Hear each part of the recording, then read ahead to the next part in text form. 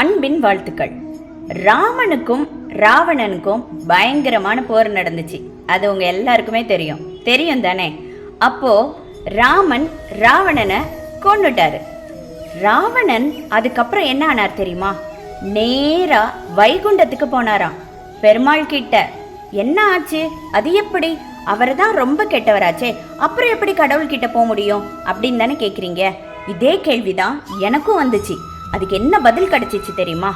ராமனை விட ராமனோட நாமத்தை சொல்றது ரொம்ப புண்ணியத்தை கொடுக்குமா.